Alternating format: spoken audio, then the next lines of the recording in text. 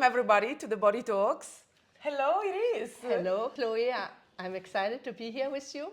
I'm excited to be here with you as well, and thank you so much for welcoming you in your beautiful temple, your beautiful salon in Paris.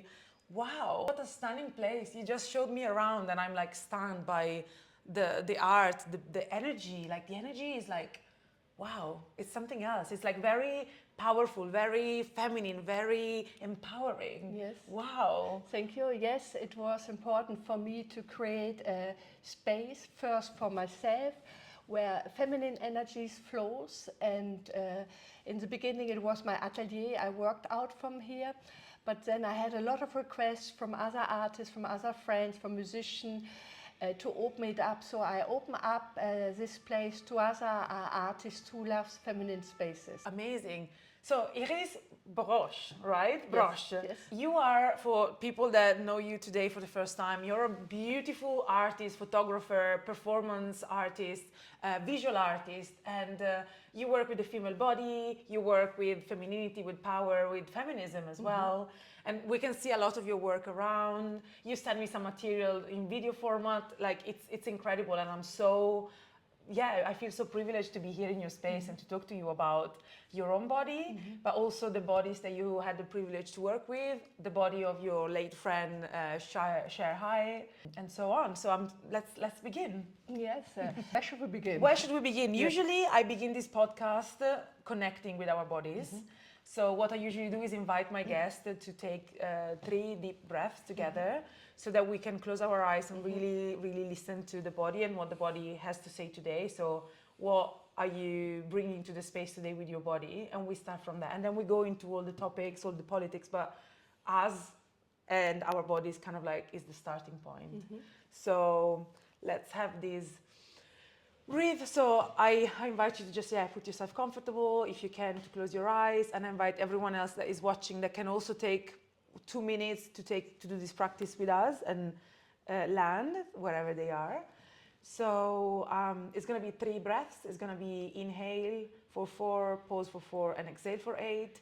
And then I'm going to get you to kind of do a little body scan and connect. But just go with me. So we inhale for 4 seconds. Hold, 2, 3, 4, and exhale really slow for 8 counts.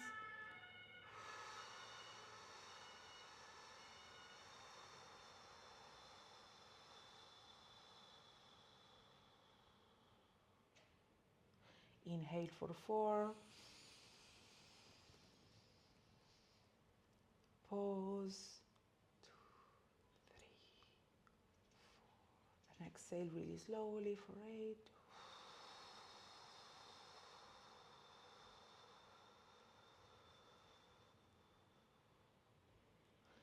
And last time we inhale for 4.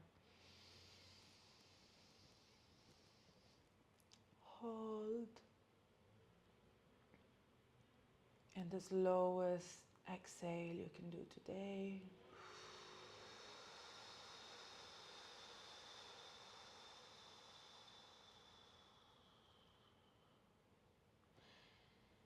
And now with your eyes closed, I invite you to really connect with all the parts of your body, starting from the crown.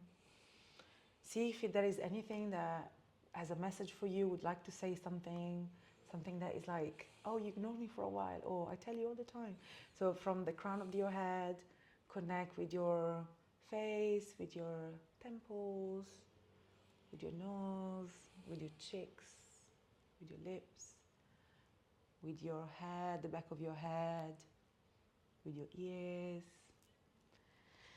Then you keep breathing and connecting with your neck, your shoulders, your back. Maybe we go to the front. You can connect with your chest, with your internal organs on the abdomen. You can connect with your belly, your pelvic area. See if there is anything or any part of the body that has a message. Then our lower back, our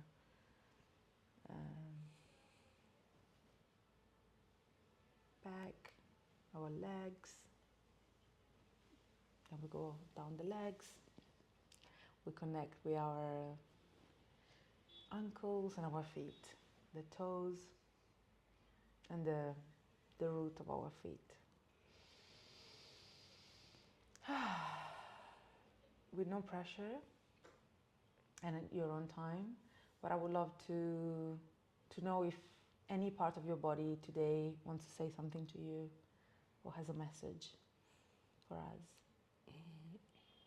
I think my full body is screaming to be connected. Connected with what? With my brain. Okay.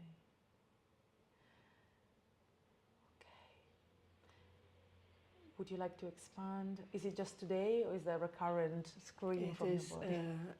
I think it's so nice that you're here, because I don't take the time to do the breathing. I don't take the time to think about the connection to my body. I'm just using it too much, in fact, without saying thank you. So my body is possibly a little tired. You've been using the body today without connecting, you said, the whole body with your brain. Is it the brain that wants to connect to the body, or the body that wants to connect to the brain? I think my brain connects and tells the body how to do. And I don't give the possibility to let the body speak. Right. So if you had to listen to the body, then what would the body say? I would lie down. Forget this interview, can we just have a nap? Exactly. Right, cut! Wow. Well, yeah. Aren't we all tired to just go, make, produce, produce? Be beautiful. Presenting. Pretending. Now I feel I feel like. Yeah, I feel like I feel like tickling now. I never now, after speaking and feeling it tickles. I feel a little tickling shower coming from up, and I tickled. So it's nice to feel that my legs are existing, my body exists. So yes. Thank you. Wow. Thank you. Thank you for listening. And probably it's the body being like, yay, you should listen to us now. Yes, I wish to do more. I'm in a big deficit of just listening to myself. But like you said, life is a struggle, especially in these days, especially for women. Yeah. We don't give us enough time to feel, because we try to exist. So we don't have always time to feel, because when you feel, you become weak and vulnerable. So it's more difficult, I think. Right. When did you start thinking that if we feel and we just be, we become weak? Is it something you've always thought, or is it something new? I never really thought, but with my life and my experience, I can see how much the body of women are abused. So I think since a little girl, always I kind of protected my body. I always tried to be not too sexual, you know. Yeah. It was also kind of protection, just to do what I wanted to do. So I think unconsciously I did it already since a young girl. You know? Right. And what did you want to do when you were a young girl? I wanted to have the right to develop my ideas and my thoughts, which I did without making myself dependent of any male view. Okay. And do you remember any specific thought or idea that you really wanted to develop when you were younger, that you wanted to do it on your own? Yeah, I always was into the arts, and I always wanted to be an artist, and I always worked a lot, and I never tried to put my body in advance, which I could have done because it was pretty beautiful, but I never did. I protected myself always. I just wanted to be respected by what I was doing. Okay. And is this from when you were a teenager or even younger? I think I did it unconsciously when I was a teenager. It was a kind of protection in the beginning, and But then I just kept on working more on my mind, on my ideas, and on my body. I should have possible. Now I'm thinking I should give a little break to my body and let him feel. Yes. And where did you grow up, Iris? I grew up in Germany. I'm German. I'm with an Austrian mother. Okay. But I left Germany a long time ago after school, after the bac, and came to Paris. And I always wanted to go into the art school, and the German art school refused me. The university thought I'm too naive, I think. They wanted 20 white sheets. I did aquarelle photography. It was too simplistic for them. And I came to Paris, and this was kind of my art school. Okay. And I started to be a model, so I started to see male photographer, how they worked, and I did not always agree, because they think when you are beautiful, you just don't speak too much and you don't think so much. So I started to be a photographer pretty quick after kind of a year of being a model. Okay. Interesting that you say that. So you think that the gaze, the eyes of a male photographer is different from when a woman photography photographs especially you. at this time, and even now, I think they see you like an object, and you should be pretty and don't give too much ideas. At the time, possibly it changed a lot, because now the women are more stronger. But at the time when I was a model, the male photographer was the one who told you what to do, and there shouldn't be not too much discussion or question why this or why not this, you know. Okay. And did you, I mean, so these photographers gave you the direction, decided everything, so it wasn't a conversation, it was really a direction, that's it. And it wasn't a co-creation, it was really like their vision. Their vision. And I didn't like it. I remember I did once a test with somebody. You start when you're young, a model, you start to do some photo tests paid from your model agency. And there was one photographer, he put me in the light and said, sit there like this. And he had 2 films, was everything analog, and make 36 times, really quick. And I thought, wow, he's so quick, doesn't he take care, doesn't he think? And I was like this, and when I got the film back, and I forget, he blamed on me because I make the wrinkle, but he blamed it on me, why I should be professional, you know. And I thought, wow, this is pretty me, you know. Wow. And that's when it was, I decided I don't want, you know. I was surprised that he did good, because he was paid for doing this. And that's how I started to do my own pictures with my friends, and I learned myself. I was having my own darkroom, and I learned everything completely autodidact, with nobody telling me what not to do and what not to do. And I think also my first picture, they were pretty beautiful because they were pure feminine, you know. Wow, thank you for sharing that.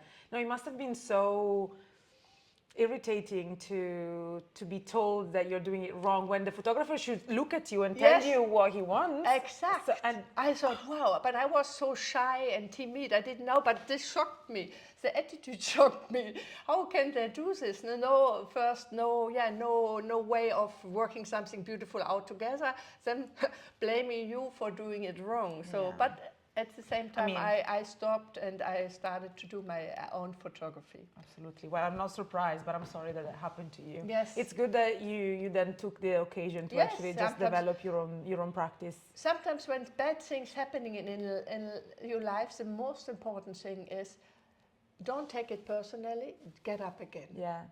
And what's the lesson? What's the lesson? So sometimes you do things and people say, don't do this or this is your fault, or you haven't done right, And I say, okay, but never give up.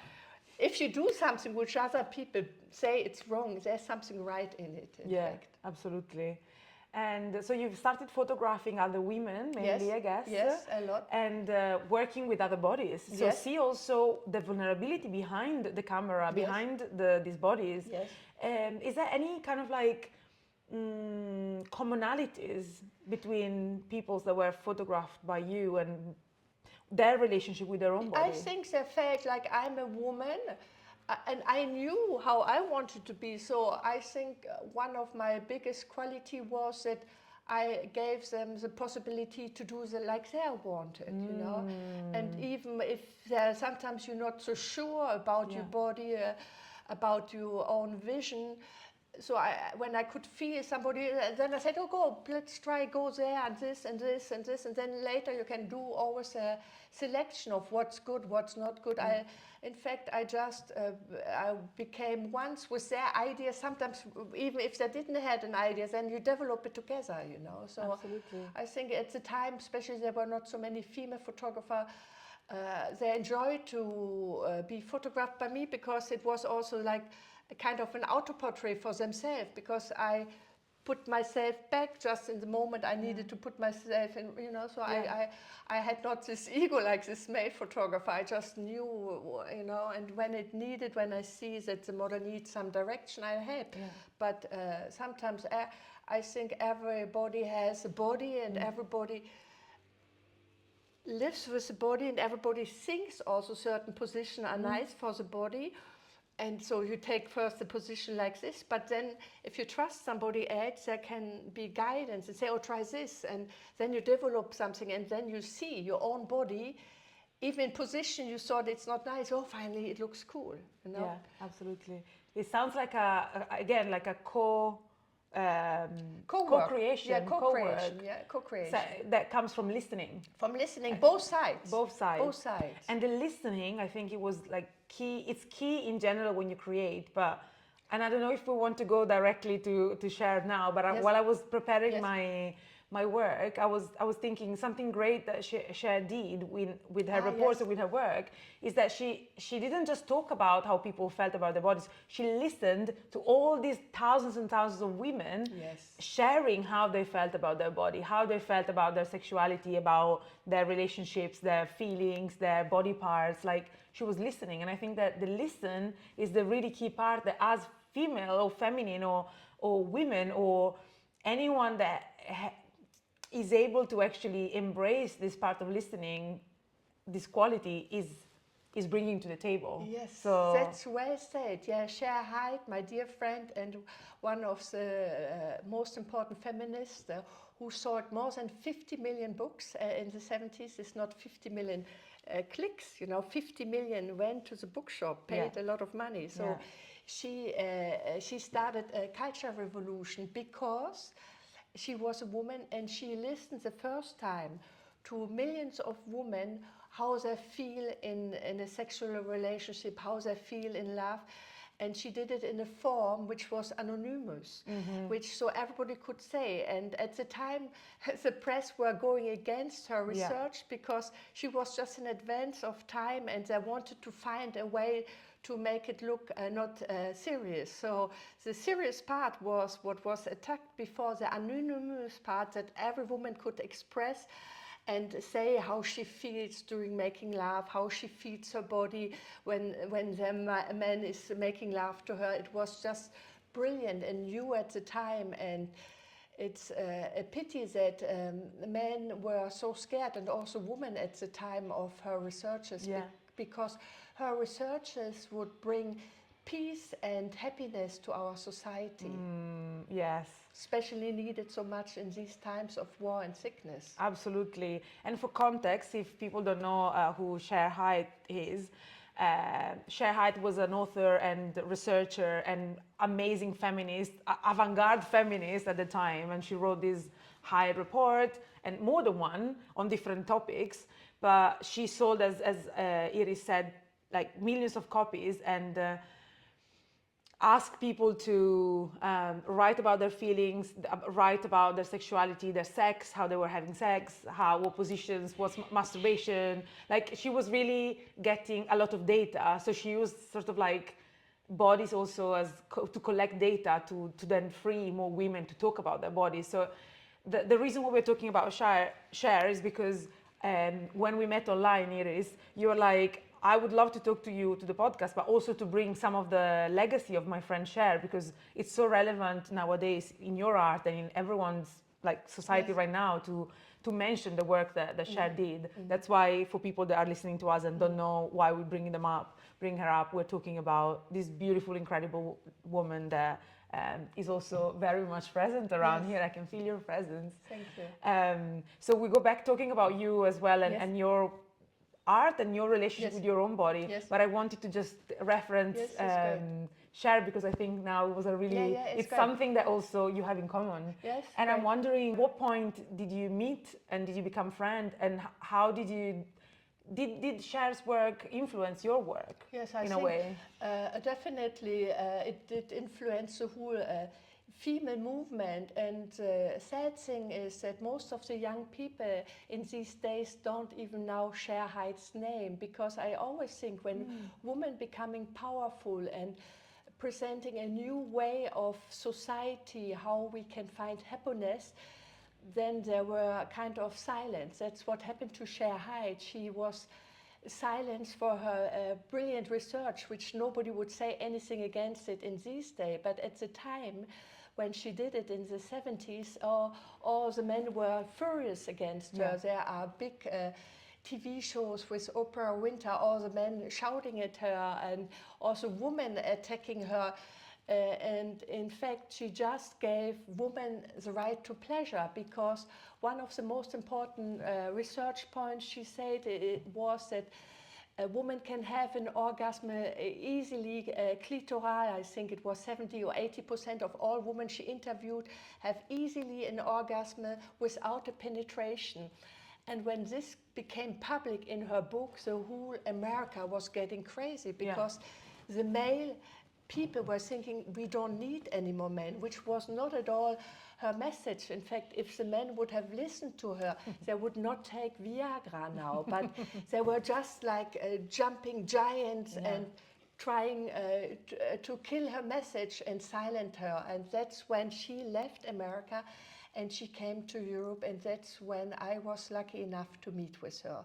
Because before, I'm German, Austrian, quite a simple girl coming from Germany, not knowing anything about feminism. I was quite naive. I see the young generation knows a lot about feminism. I didn't know.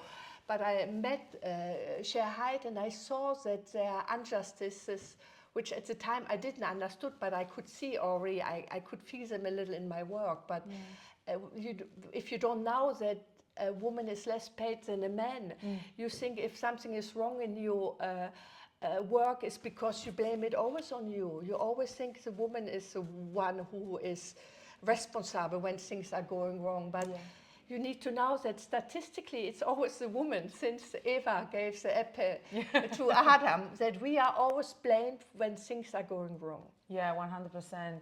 As you said, like the response, especially from the press and from men, was like, "Oh, you're telling us that you don't need us anymore." So the fear of not being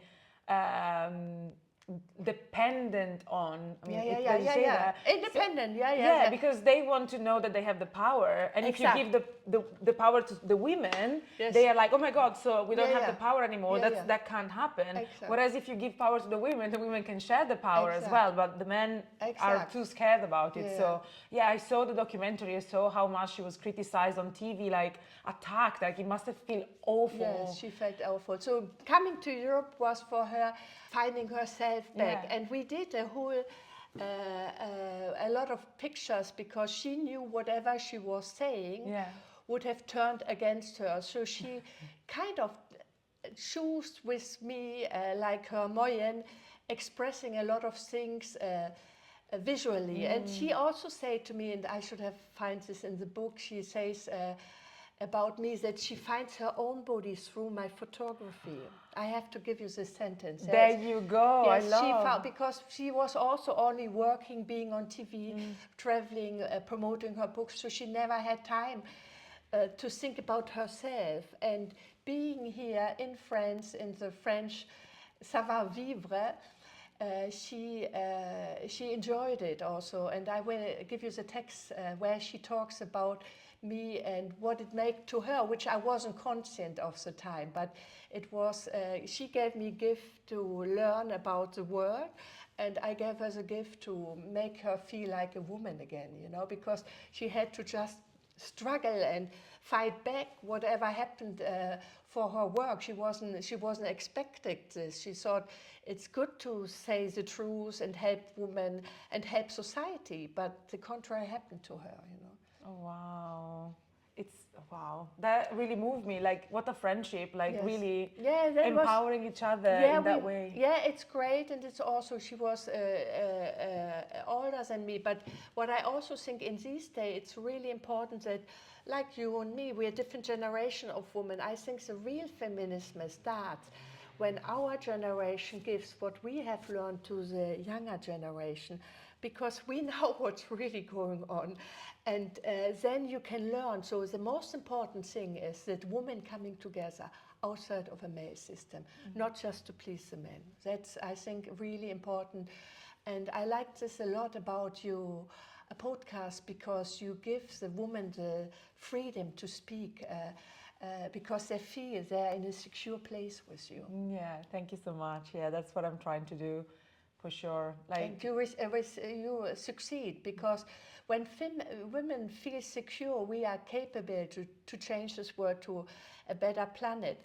What I wanted to say also, I like what you said about the power, that men want the power over us, and I think right now everything is so difficult. So there are possibilities for young ladies to do certain things. The danger is, I think, and it's really important that we are not here to clean the problems. They have to.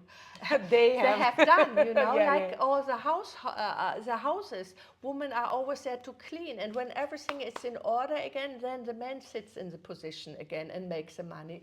So it's really important that we are not only used, which I can see, feminism right now, it's quite modern, you know, and it's also used by a lot of male systems.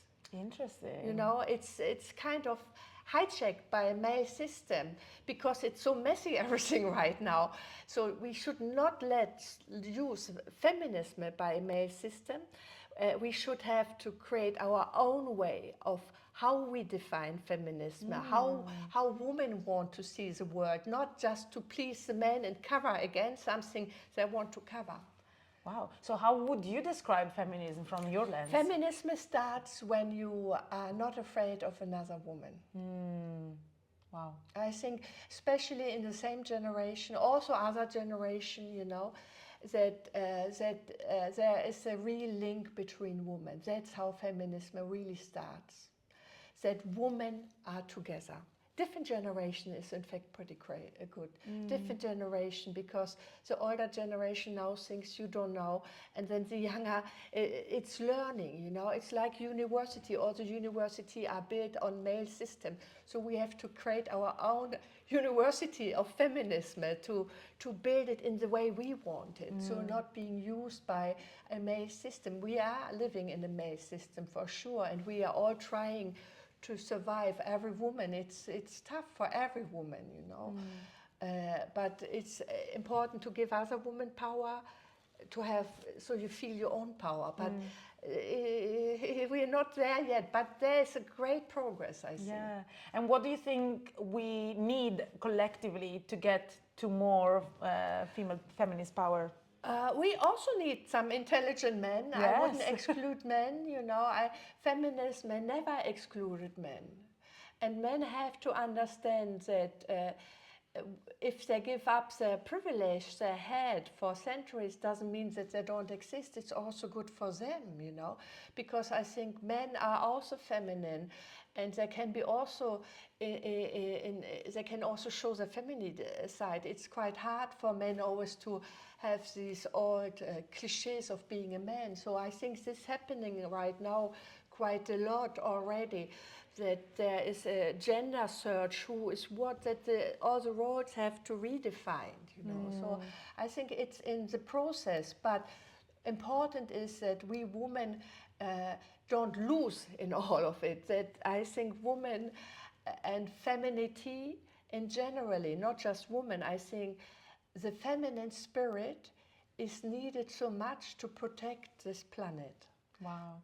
So because you can say the earth is feminine, you know, the earth mothers are feminine. They always think about the next generation, because when a woman gives children, she never would think just about her. She would think what for the children.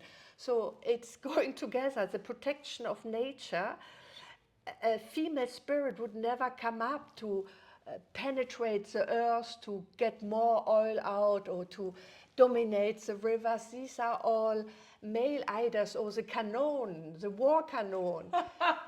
It's a male idea, you know. Who would come up with an idea of a cannon? Who would, you know? So it's all, you have to understand, we're living in a male system which is in danger.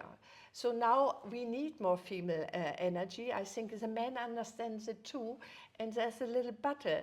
And I think the men have to be helping also, because I don't think it's, feminism is not just for women, it's also for men. It's protecting. It's ecofeminism. In the 70s they were speaking already. That's a violation against women. It's the same like the violation against nature. It goes together, you know. Yes, absolutely. This is so beautiful. I've never actually had a conversation about ecofeminism and female spirit and the earth and the connection between the two. I saw you sent me some of your work, and actually I was looking up. You've done a lot with ecofeminism, with the renaissance of the bodies. You also sent me something you said that was really highly criticized 12 years ago, because you had curvier bodies and bigger bodies. And I guess in France, everyone was like, wow, what's bigger bodies? What was that? Can you share more about that? Yes, I can share. I have even some pictures. I'll show you. I can show you. Yeah. Yes, this was, I did, I think 12 years. Yeah, please, yes. Yeah, wait, I take a little bit of zipper. Yeah, it's okay.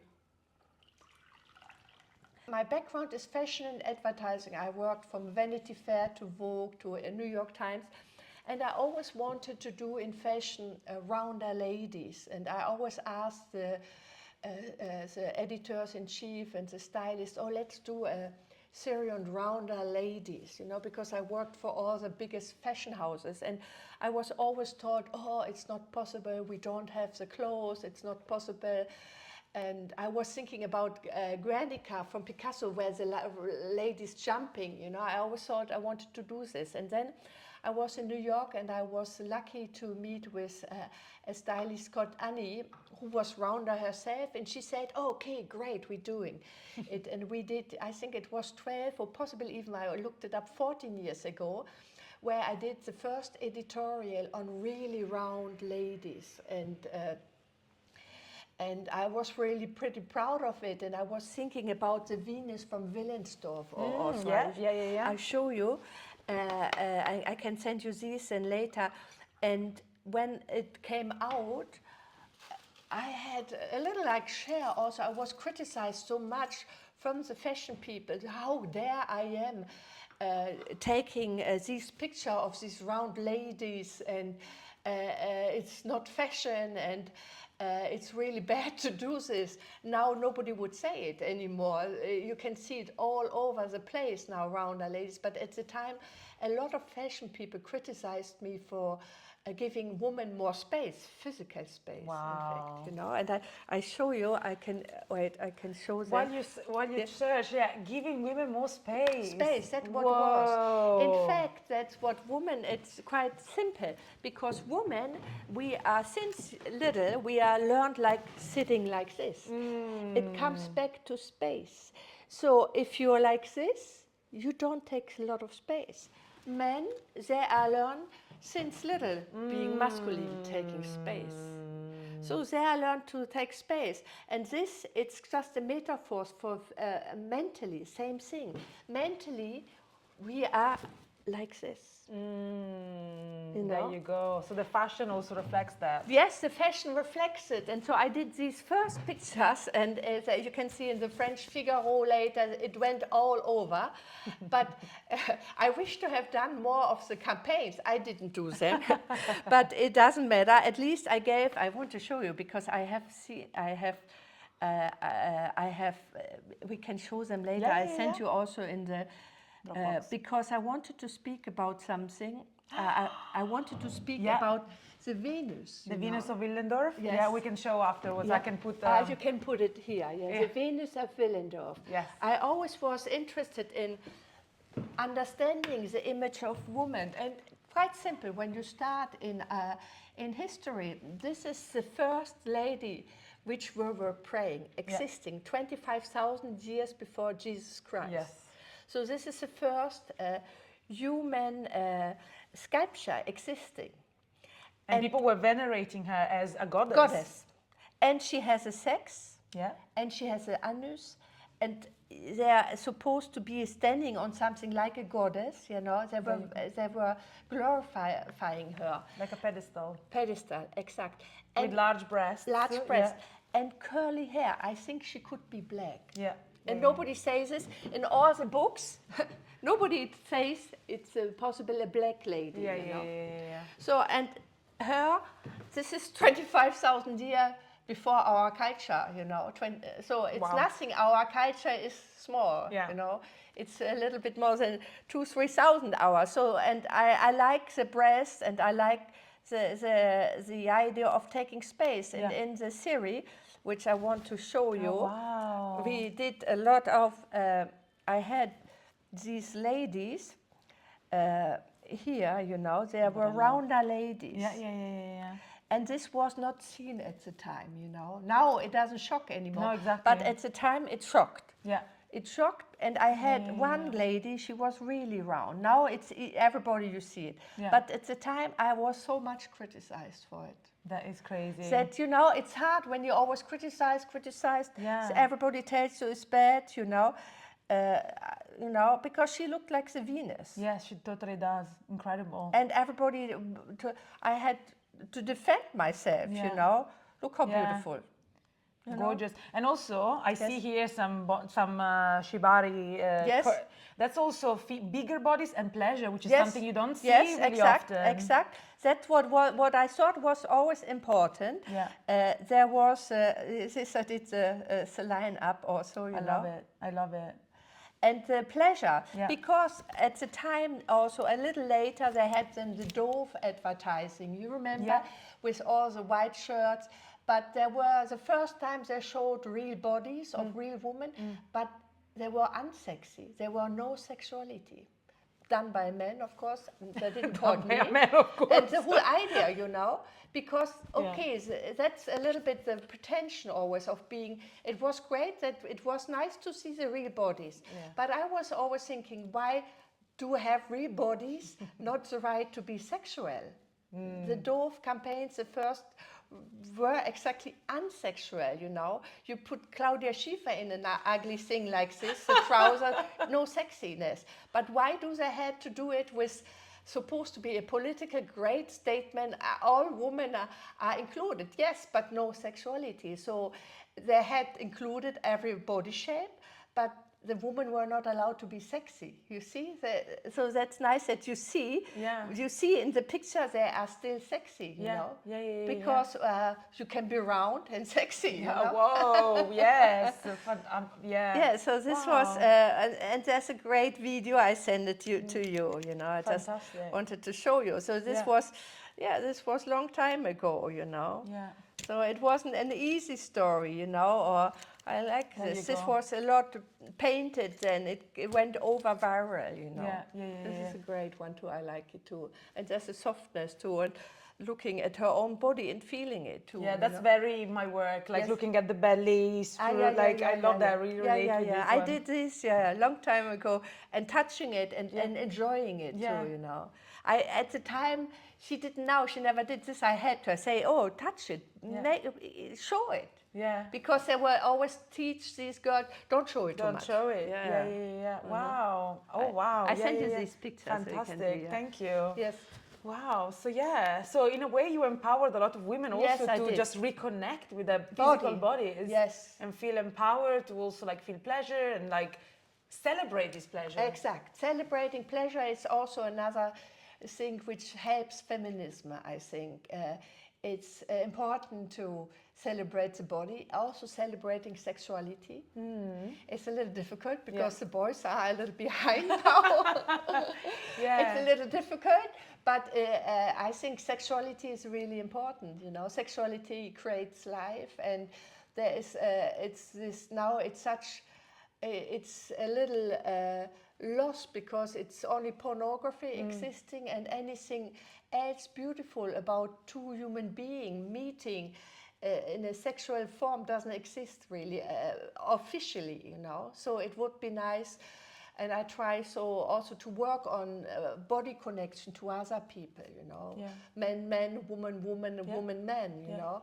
But the body connection, and that's really difficult right now because it's always censored, you know. But pornography, it's one of the biggest influence industry. Nobody censors it, but that's important for the new generation because they're growing up without images. They grow up with pornography. So the boys are a little confused because no woman will allow to be treated like one of the porno stars. Yeah, 100%. And young men, the only education they've got is online with porn, so they don't really know how to actually show how. So we should possibly make more showing them how we like it and how we like it in an erotic way, because it's kind of teaching, but it's better teaching them than that they go into wrong stereotypes of pornos, you know. Yes, absolutely. And you know, like for me, these conversations are so important also because I myself, if I look at my relationship with sexuality and talking about these topics, I've always been covered in shame. Maybe because I come from like a Christian background or I don't know, but I've never really talked about any of these topics with like people or like on publicly or anything. So I feel like what Shire did was getting people to talk about it or to write about it, and then people that talk about her work or are in our industry like are adding to the conversation, the celebration. And I'm wondering, have you always been comfortable talking about like orgasm or masturbation or vulva, or like is this something that you learned? No, I'm like you. I'm because I was always like, my mother was Catholic, my father Protestant. I'm Protestant. There you go. But so I grew up also in coming back. You know, I more covered myself. I never played with my body. I never put it in advance. It's also my upbringing, and it takes time because you don't have the right information about it. Nobody at the time when I grew up, nobody talked about it really. But it's important to talk about body, it's important about sexuality, it's important to talk about desire also. There's no shame. It's of course the church put a lot of shame on it, you know. But what I also don't like when it's too vulgarized, you know. I still think the interaction between two human beings, it's like divine. So I think there should be no vulgarization neither happening, that when the sex gets like taking an ice cream or buying a hamburger, I'm not agreeing. I think sex and interaction and love is a divine gift, and it should be divine, you know. So how to do this when you have only the dirty pornography and nothing else? So how to create something which gives young people the possibility. It's divine when you feel attracted to somebody. It's divine to express that you like to kiss somebody. It's divine to make love to somebody. It's divine when a human being meeting each other. It's a divine act making love, you know, and you can create new life. So it's a divine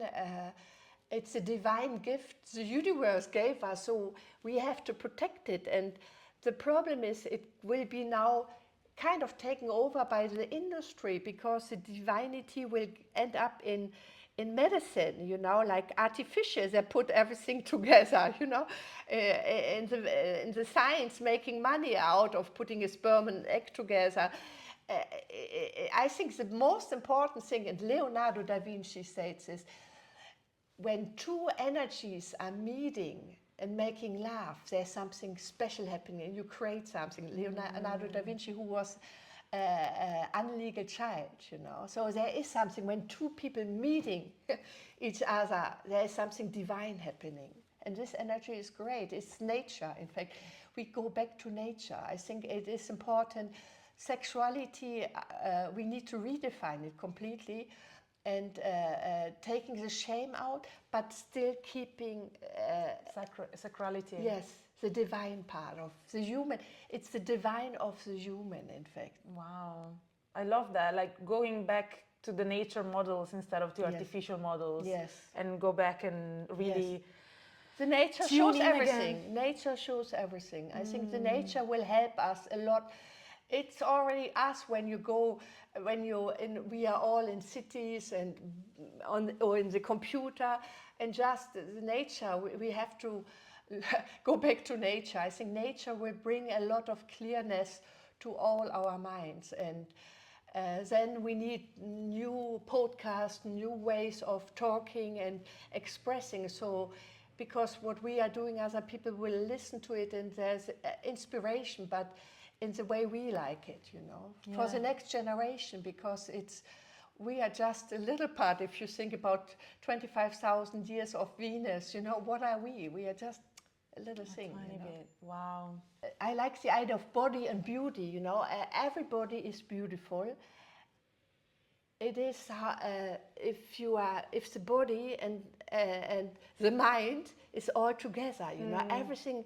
There's not such a thing like an unbeautiful body or an unbeautiful being. Yeah. It is. We have to redefine this, and in fact, Schiller did this already. The aesthetic on the body. It's when it's real. In fact, whenever everything you see now a lot of redone bodies, but they are not real. They're supposed to be looking great, but when it's too fake, it's fake. I think the fakeness, it's not nice. Even if the measurements could be perfect, but and I also come back to the idea of shame, what you said, and me being with a lot of models, and there are also a lot of models from poorer countries that make quick the breast new, and I never could see in the beginning who was doing what, but I liked sometimes when the girls are a little bit more protective, and I could see when some models were not protected that this was fake also, Yeah, absolutely. I have one last question before we round up with the breathing that could be a little challenging, and I haven't prepared it, so we don't need to keep it. But as we talk about nature, as we talk about beauty, as we talk about like contemporary and what people do nowadays to really go close to nature and the masculine and the feminine, and the feminism and what it means like nowadays, like in terms of connecting with nature, replicating nature. In nature, there are different models of sexuality as well. You have like homosexual dolphins. You have some animals that the man is pregnant and not the woman or something. So we have different intersection of species. How do you see the fact that sometimes like some beautiful bodies are kind of like a mix between masculine and feminine, or like they're non-binary, or they're hermaphrodite, so they have both the feminine and the masculine? Like we've been looking at like how to balance the two, but what if some people have a balance already or a disbalance already? How can we include this beauty or this way of being into feminism? I think that we see a lot of woman bodies now. It's the need, and there are a lot of men becoming really feminine. So I think it's a need in general, young men expressing of more feminine attitudes. So I think this is just a collective need, and the young men picking quite a lot on it up. So it's great that it is. And I like it's everything is possible, It's good that there are both. We had always both that also men, which are like woman or woman like men. It always existed. Or transgender people that yes, like always transgender. But women. They should always exist in all this. 100%. Women, they should. It's a need, and I can see a lot of young men helping. In fact, but I also love when I see young women like you not being scared of femininity. True. this, I think we need more, in fact.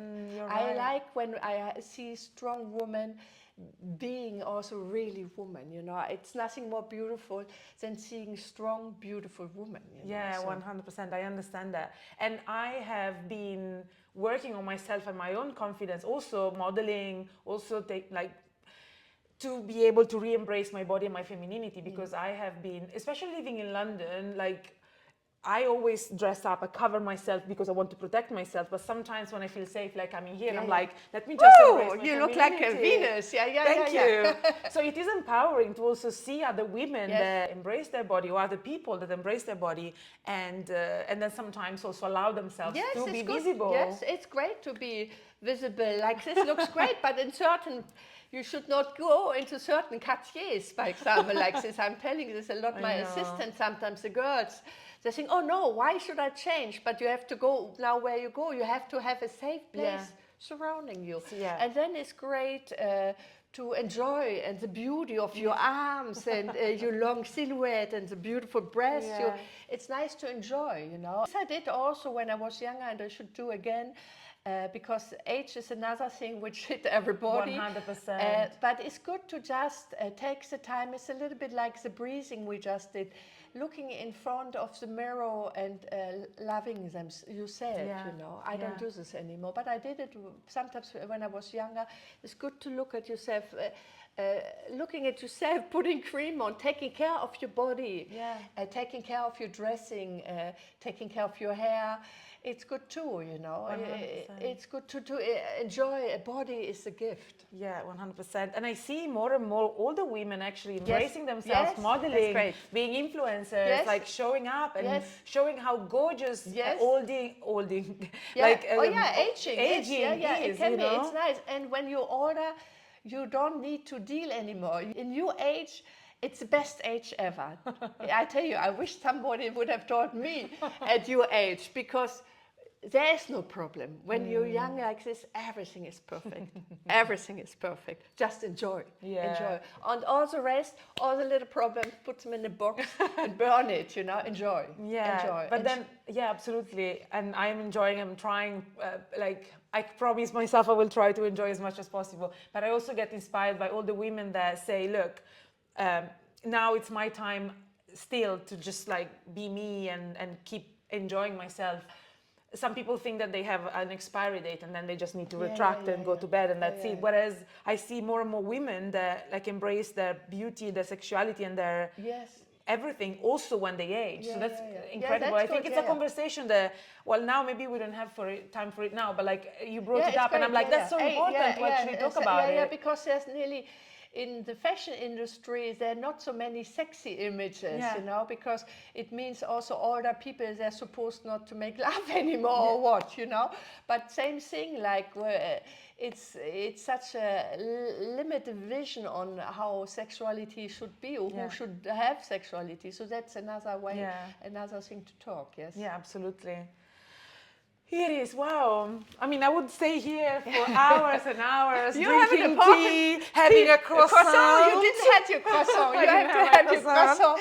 And your croissant. You have an important fashion show to go. Exactly. Now so I it's have Paris to go Fashion soon. Week. Yeah. But to wrap up, I would love to do another, like, just again, a few briefs, Yes. so we go back to our bodies. Yes. And we see if your body has a one final Yes. thing to say. Yes. So look how happy you are to go back to breathing. Okay. Yeah, I love the breathing. I love you could stay here forever. And we do the breathing Take with me. 2 more minutes for yourself, like find a corner, just switch the car off, like go in on your bed, like I don't know, find a way to just again give yourself a few minutes and go back to your body. We do another 3 breaths together. Okay, so we inhale for 4. We pause for 4. And we slowly exhale for 8 counts.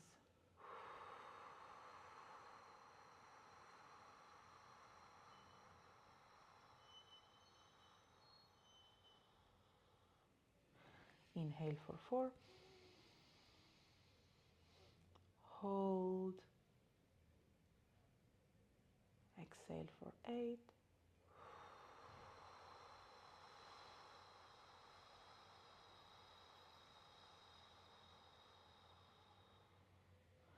And the last one, inhale for 4.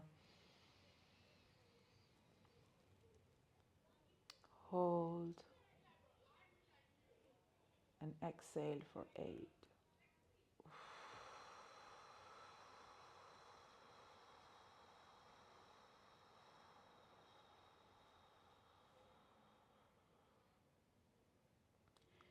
And still with your eyes closed, I invite you again to reconnect with your body as a whole and listen and see if the body or the brain or a specific body part or all of it would like to say something else to you. I feel it. I feel my body, but I feel secure. You have a great warmth around you. You know, it feels good to be around you. So thank you. Also, it's nice for me in my generation to see young ladies like you, understanding everything and continuing. So I feel relaxed. Right. I wish to have more time with you. Oh, likewise. It's nice, relaxing, you know. Nice. Because when you do a lot of work, it's nice to see that it blossoms in the next generation. So it's good to see. Thank you. Thank you so much. Thank you for all the wisdom and all everything you shared today with us. I'm sure our people that watch and listen, they will be feeling so inspired as well. And thank you for opening the doors of your beautiful, beautiful salon.